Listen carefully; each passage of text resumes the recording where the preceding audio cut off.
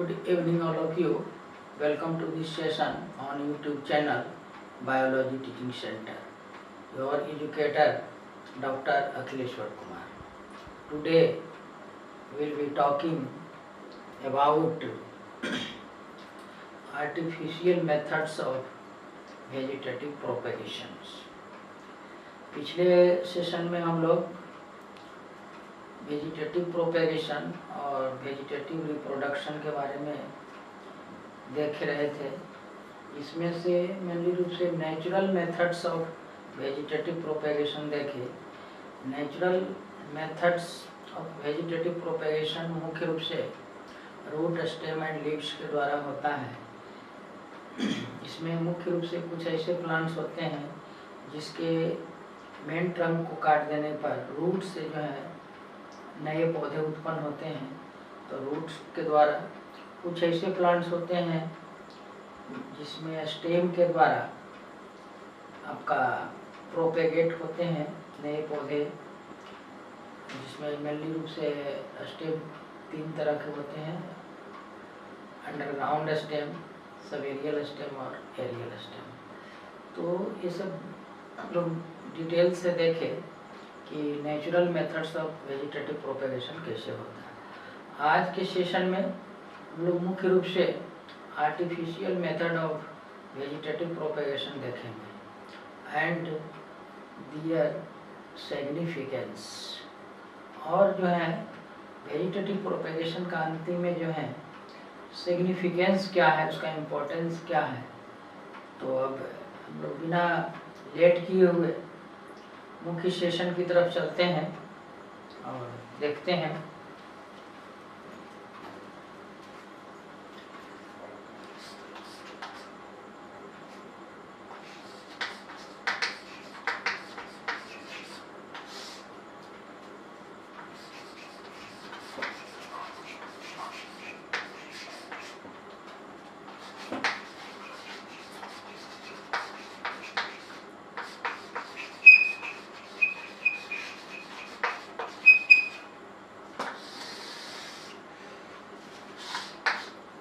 तो artificial methods of vegetative propagation में पहला जो है आपका कटिंग।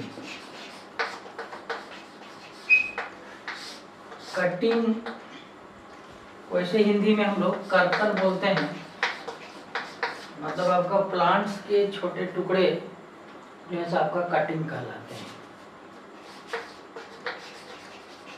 प्लांट्स के छोटे टुकड़े कटिंग कहलाते हैं। कटिंग हम मुख्य रूप से वैसे प्लांट्स में करते हैं जिसका स्टेम जो है लगभग 1 वर्ष का पुराना होता है। यंग स्टेम जो है सो आपका वेजिटेटिव प्रोपेगेट नहीं कर पाते हैं, प्रोपेगेशन नहीं कर पाते हैं, इसलिए उसका भी मैच्योरेशन आवश्यक होता है। तो कटिंग मुख्य रूप से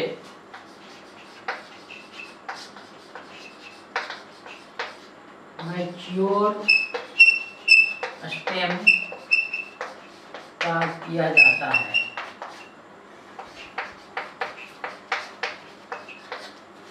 अब कटिंग करते समय हम लोग को यह ध्यान रखने की बात है कि नोड भाग जो है उसमें अवश्य हो, क्योंकि नोड भाग पर ही आपका बर्ड्स होते हैं जो आपका वो जर्मिनेट कर नए प्लांट्स में वह डेवलप करते हैं। तो कटिंग हम इस तरह से करते हैं कि उसमें आपका नोड भाग अवश्य प्रेजेंट हो। कटिंग के समय ध्यान देने की बात यह है कि उसमें नोड भाग अवश्य उपस्थित हो, क्योंकि नोड भाग पर बर्ड प्रेजेंट होता है जो जमीन में के अंदर जर्मिनेट कर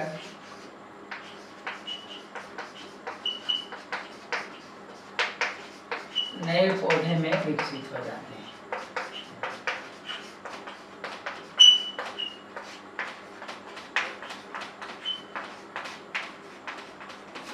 ये आपका तो कटिंग जो है आपका आर्टिफिशियल मेथड्स हैं।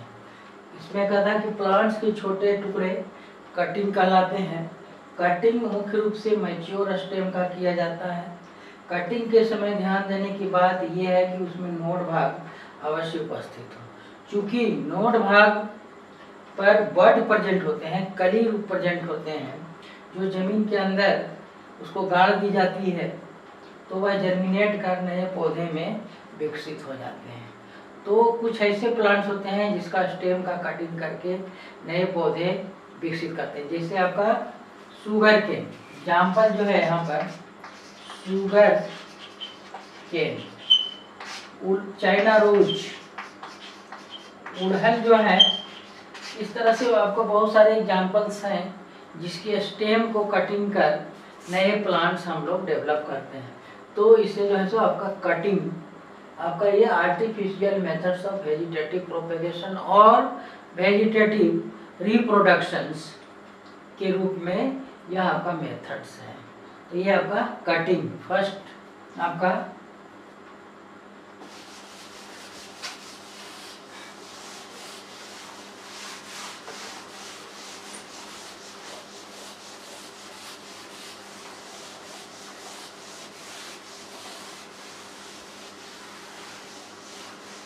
सेकेंड मेथड हम देखते हैं इसका आर्टिफिशियल मेथड्स में ही, लेयरिंग। लेयरिंग का मतलब होता है दाब लगाना। कुछ ऐसे प्लांट्स होते हैं जिसके स्टेम वीक होते हैं, जमीन की सतह पर रहते हैं, तो उसको मिट्टी में, उसके बड़े स्टेम्स को मिट्टी में दबा दी जाती है और वो नोड भाग से आपका रूटिंग निकलते हैं और उसे जब जमीन अलग काट करके जब नए जगह लगा दिए जाते हैं तो वह नए पौधे में विकसित हो जाते हैं। तो आपका एक लेयरिंग जो है, दाब लगाना, भी एक आपका आर्टिफिशियल वेजिटेटिव रिप्रोडक्शन का एक माने पुराना मेथड्स है, जो इस तरह से हम लोग आपका एक पौधा से दूसरे पौधे को विकसित करने में उपयोग करते हैं। खास करके एग्रीकल्चर विभाग में या हॉर्टिकल्चर, जहाँ पर साग सब्जी लगाए जाते हैं, फल फूल लगाए जाते हैं, तो वैसे प्लांट्स में यह जनरली जो है आपका लेयरिंग कर जो है आपका नए पौधे विकसित किए जाते हैं और यह मुख्य रूप से वीक स्टेम वाले में होते हैं। जैसे आपका चमेली है और भी बहुत सारे ऐसे हैं जिसका आपका स्टेम को जमीन में दबा देने के बाद कुछ समय के बाद नमी उपस्थित होने पर उसमें जो है आपका नोड भाग से रूटिंग निकलता है और वह आपका नया पौधा विकसित हो जाता है। कुछ वीक स्टेम वाले पौधों के तने को जमीन में दाब लगाते हैं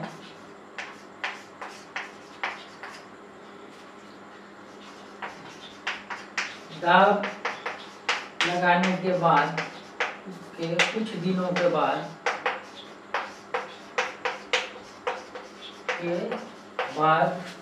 नोड भाग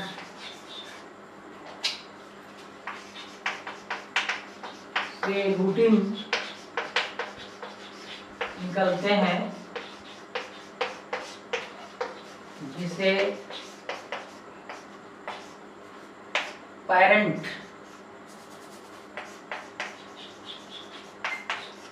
प्लांट से अलग कर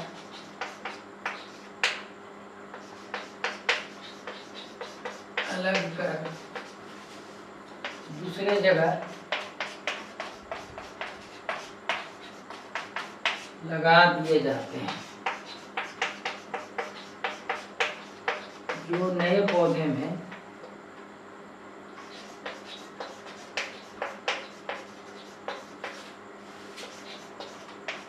विकसित हो जाते हैं।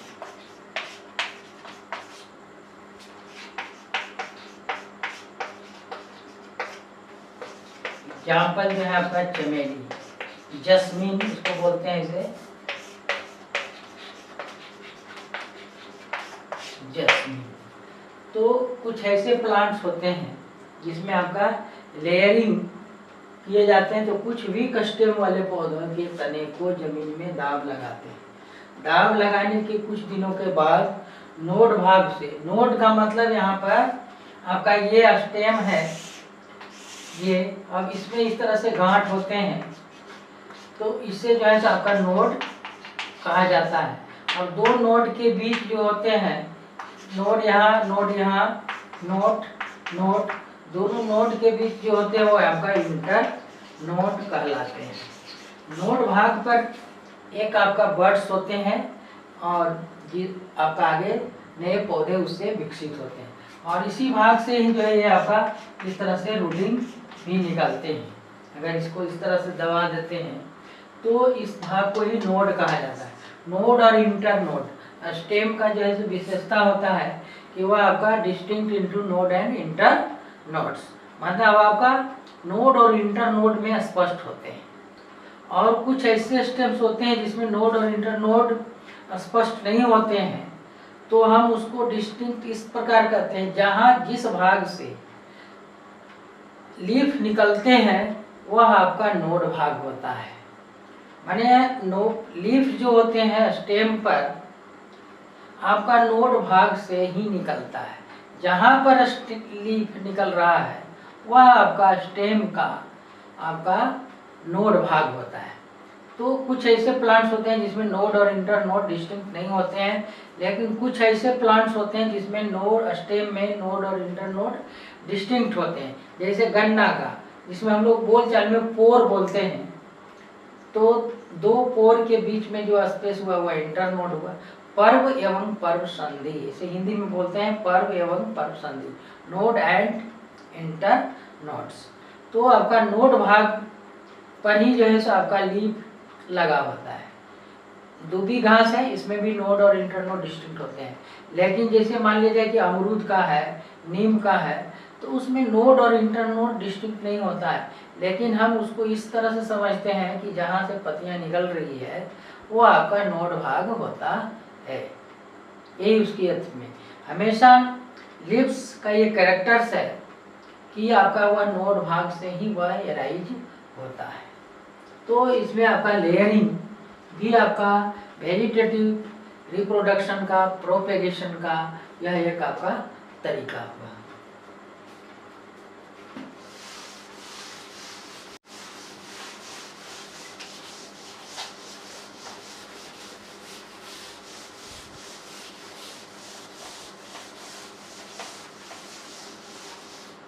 नेक्स्ट पॉइंट या मेथड्स,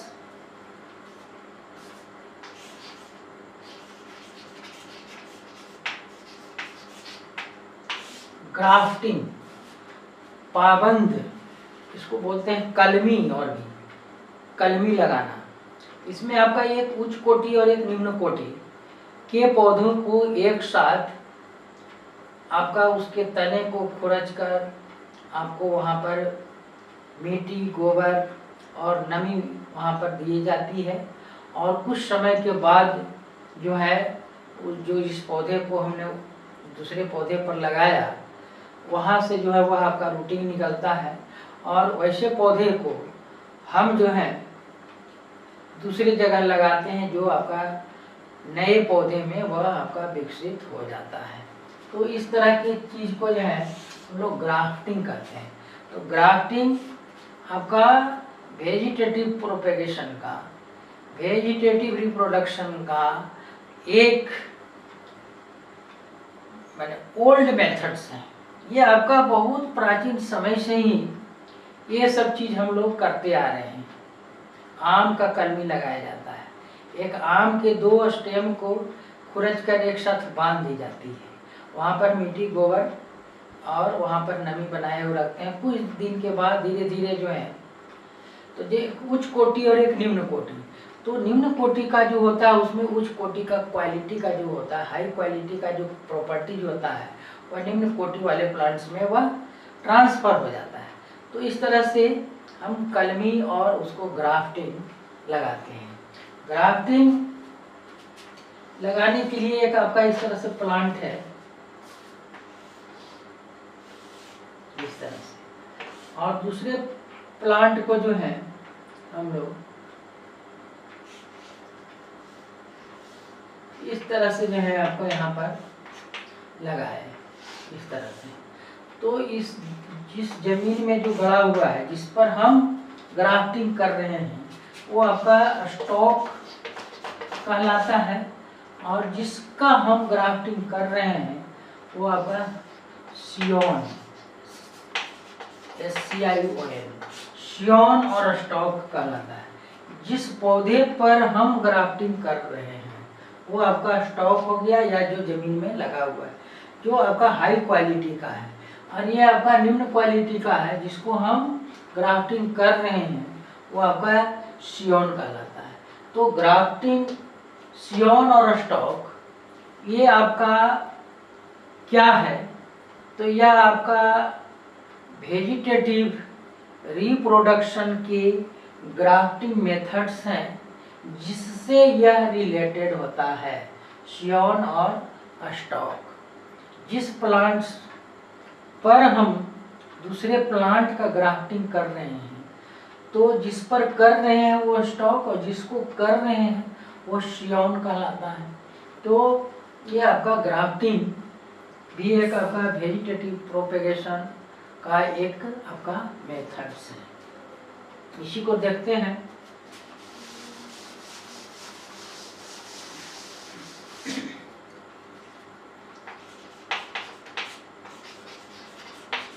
इस मेथड में निम्न गुण वाले पौधे को उच्च गुण वाले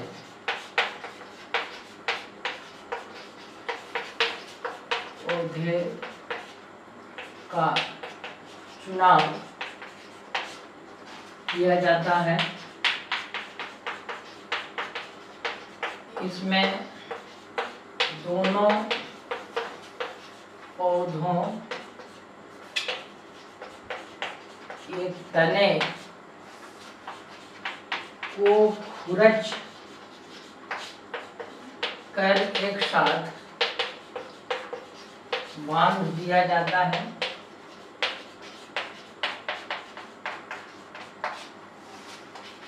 जहाँ पर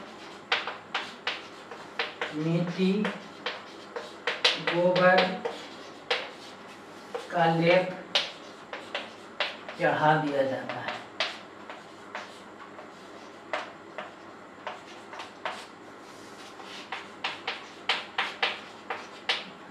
वहाँ पर नमी पर हमेशा नमी के लिए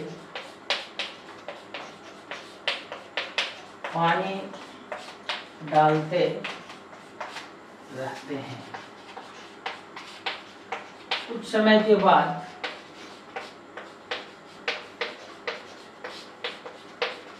बाद इसमें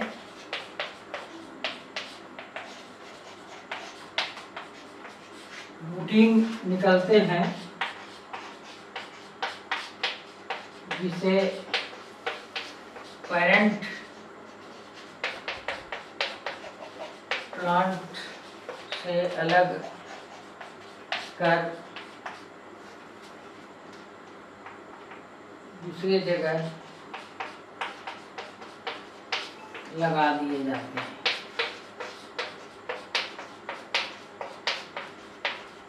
जो एक नए पौधे में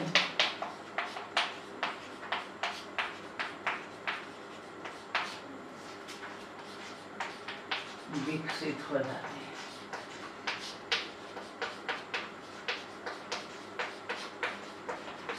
एग्जाम्पल आपका आम है, नारंगी है, यह सब करना।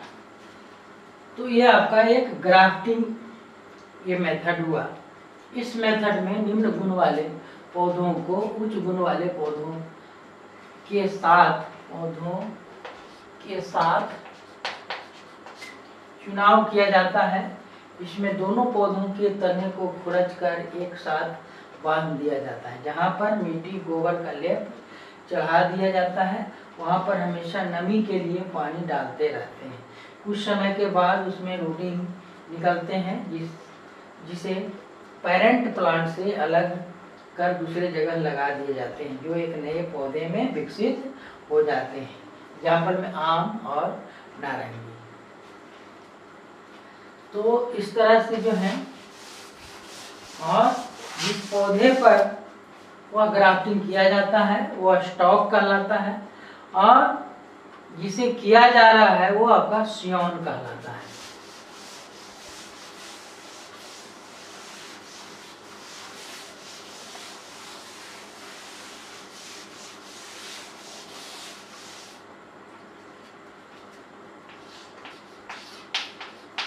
जिस पौधे पर ग्राफ्टिंग किया जाता है उसे स्टॉक तथा जिस प्लांट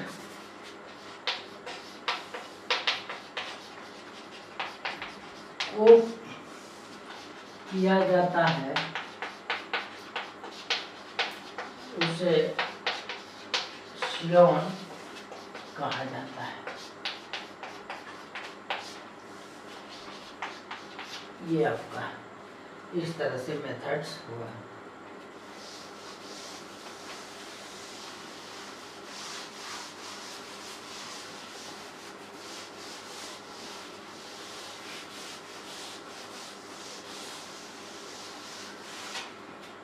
नेक्स्ट पॉइंट जो है उसका नेक्स्ट मेथड गुट्टी।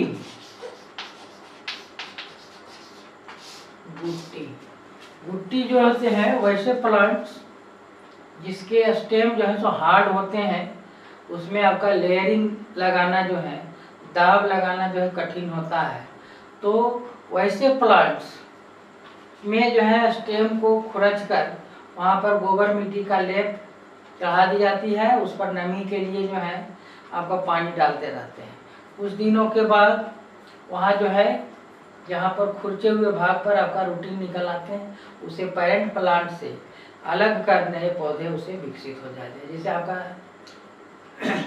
अमरूद, नारंगी, ये सब में भी जो है आपका गुट्टी का फॉर्मेशन या गुट्टी के द्वारा जो है तो वेजिटेटिव रिप्रोडक्शन किया जाता है।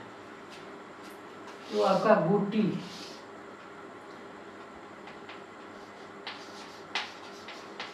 वैसे प्लांट्स जिसमें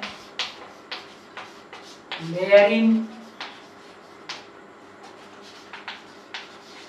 लगाना संभव नहीं होता है,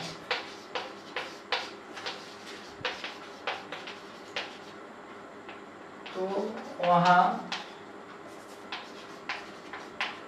गुट्टी का निर्माण किया जाता है। इस तरीके में तने को खुरच कर वहाँ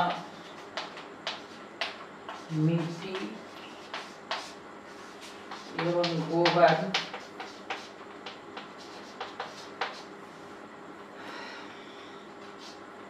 बांध दी जाती है। नमी के लिए पानी डालते हैं। कुछ समय के बाद, कुछ दिनों के बाद वहाँ रूटिंग निकलते हैं, जिसे काट कर अन्यत्र लगा दी जाती है।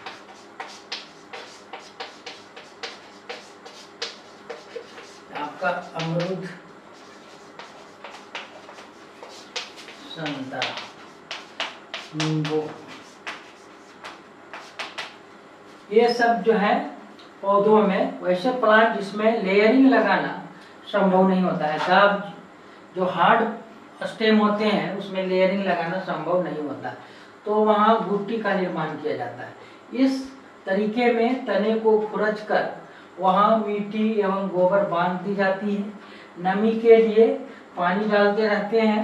कुछ दिनों के बाद वहाँ रूटिंग निकलते हैं, जिसे काट कर अन्यत्र लगा दी जाती है, जो आपका नए पौधे में विकसित हो जाता है। जहाँ पर मैं अमरूद, संतरा और ये नींबू, तो इस तरह से जो है आपका गुट्टी फॉर्मेशन होता है।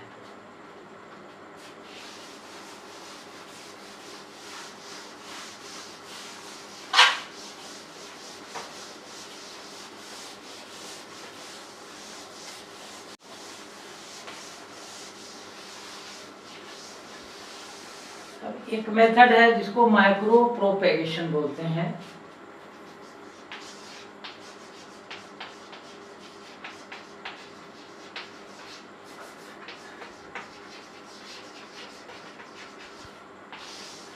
सूक्ष्म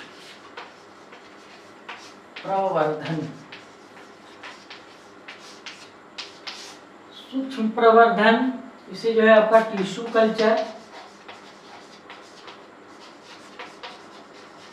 और सेल कल्चर के भी नाम से जाना जाता है। टिश्यू कल्चर और सेल कल्चर, इसमें जो है किसी अच्छे क्वालिटी वाले प्लांट के एक सेल को कल्चर मीडियम में उसको डाला जाता है आर्टिफिशियली। वहाँ उस कल्चर मीडियम में आपका सेल के डेवलपमेंट के लिए, डिविजन्स के लिए जो भी न्यूट्रिएंट मटेरियल्स होता है उसमें डाला जाता है। कुछ समय के बाद वह सेल जो है आपका डेवलप कर, डिवाइड कर आपका सेलों का एक समूह बनाता है, जिसे कैलस कहा जाता है। कैलस धीरे धीरे डेवलप कर एक छोटी स्मॉल प्लांटलेट्स में, प्लांट का सबसे छोटा प्लांटलेट्स में डेवलप कर जाते हैं। उस प्लांटलेट्स को किसी गमले या अन्य जगह खेत में जो है जो लगा दी जाती है। तो इस तरह से आपका इसका वेजिटेटिव प्रोपेगेशन होता है। मतलब आपका इसलिए इसे टिश्यू कल्चर और सेल कल्चर भी कहा जाता है। माइक्रो प्रोपेगेशन, माइक्रो माने सूक्ष्म, तो सूक्ष्म क्या चीज है, से इसका जो डेवलपमेंट होता है वह आपका वेजिटेटिव पार्ट से नहीं बल्कि एक सेल से की जाती है, और उस सेल को एक कल्चर मीडिया माने जहाँ पर उसको आर्टिफिशियली लैब में तैयार किए जाते हैं, कल्चर मीडिया में ग्रो कर डाल देते हैं। कल्चर मीडिया में आपका पोषक तत्व जो आपका उसके लिए जरूरी है उसमें डाला जाता है, और वहाँ पर सेल जो है डिवाइड कर एक सेलों का एक समूह बनाता है, जो आपका असंगठित, जो आपका कैलस कहलाता है। कैलस फिर आगे चल कर के एक स्मॉल, बहुत सारे मैनी जो है आपका प्लांटलेट्स में डेवलप कर जाते हैं। उस प्लांटलेट्स को गमले या अन्यत्र लगाया जाता है। तो कुछ ऐसे जो हॉर्टिकल्चर्स हैं जहाँ पर एक सुंदर फ्लावर्स हो या कुछ अच्छे क्वालिटी का फ्रूट्स हो, तो उसको इस मेथड से जो है आपका हम लोग ग्रो कराते हैं, जो आपका माइक्रो प्रोपेगेशन। माइक्रो प्रोपेगेशन आपका वेजिटेटिव प्रोपेगेशन का एक मॉडर्न तरीका है, ये जानना है। माइक्रो प्रोपेगेशन वेजिटेटिव रिप्रोडक्शन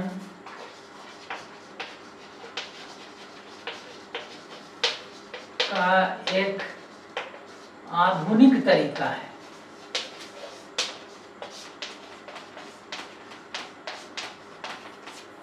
इसमें किसी उच्च गुण वाले पौधे के एक सेल को कल्चर मीडिया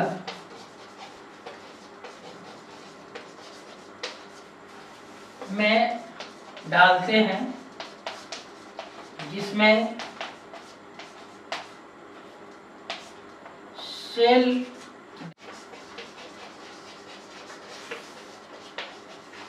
आवश्यक पोषक तत्व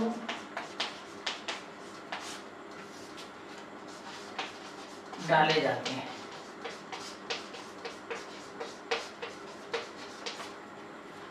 तो माइक्रो प्रोपेगेशन को टिश्यू कल्चर और सेल कल्चर माने होता है उगाना, कल्चर मीन्स उगाना। तो या टिश्यू को हम कल्चर कर रहे हैं या सेल जो है आपका सम्मिलित रूप से आपका टिश्यू कहलाते हैं। टिश्यू से फिर ऑर्गन से आपका ऑर्गन सिस्टम्स डेवलप हो जाते हैं। तो आपका माइक्रो प्रोपेगेशन वेजिटेटिव रिप्रोडक्शन का एक आधुनिक तरीका है। इसमें किसी उच्च गुण वाले पौधे का एक सेल को कल्चर मीडिया में डालते हैं, जिसमें सेल डेवलपमेंट के लिए आवश्यक पोषक तत्व डाले जाते हैं। आगे देखते हैं इसको।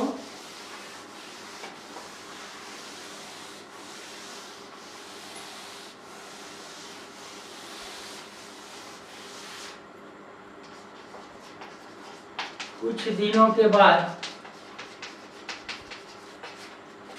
सेल्स का असंगठित समूह बनते हैं, जिसे कैलस कहा जाता है।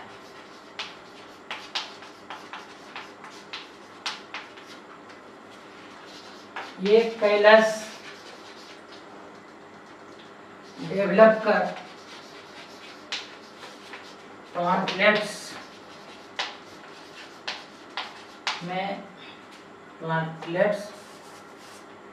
में विकसित होते हैं, जिसे अलग अलग जगहों पर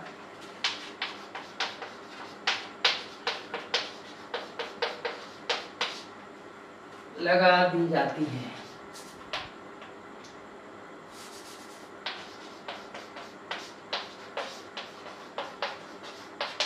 जो नए पौधे में विकसित हो जाते हैं।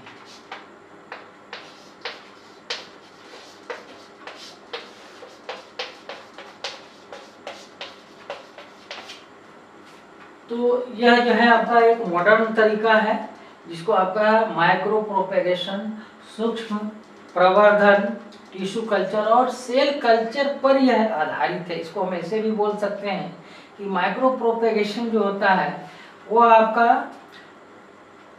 वेजिटेटिव प्रोपेगेशन का, वेजिटेटिव रिप्रोडक्शन का एक आपका मॉडर्न मेथड्स है, जो सेल कल्चर और टिश्यू कल्चर पर बेस्ड होता है, आधारित होता है। मतलब जिस तरह से टिश्यू का कल्चर किया जाता है, सेल का कल्चर किया जाता है, उसी मेथड्स पर यह आपका बेस्ड होता है, आधारित होता है, जिससे आपका वांछित गुण वाले, डिजायरेबल कैरेक्टर्स वाले फ्रूट्स एंड फ्लावरिंग प्लांट्स को डेवलप किया जाता है, जो आपका माइक्रो प्रोपेगेशन कहलाता है।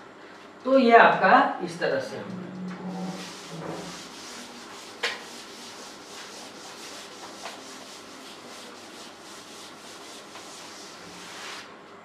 अब सिग्निफिकेंस इसका देखते हैं, महत्व। जो वेजिटेटिव प्रोपेगेशन है उसका क्या महत्व है, तो इसको आसानी से जो है कोई भी पौधा को उगाया जा सकता है, आसानी एवं कम खर्च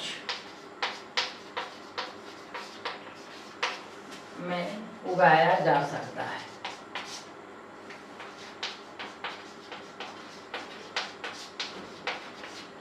इसके द्वारा जो है सीडलेस फ्रूट का निर्माण किया जा सकता है। सीडलेस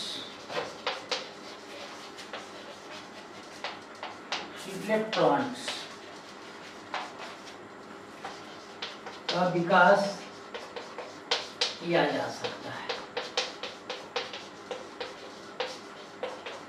इसमें है कि पेरेंटल कैरेक्टर्स संरक्षित होती है, जो पेरेंटल कैरेक्टर्स है वही जो है सो इसमें आ जाते हैं।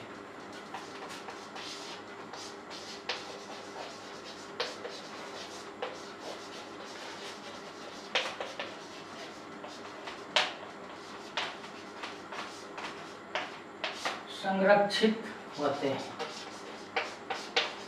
तो ये आपका इसका सिग्निफिकेंस हुआ, महत्व हुआ कि आपका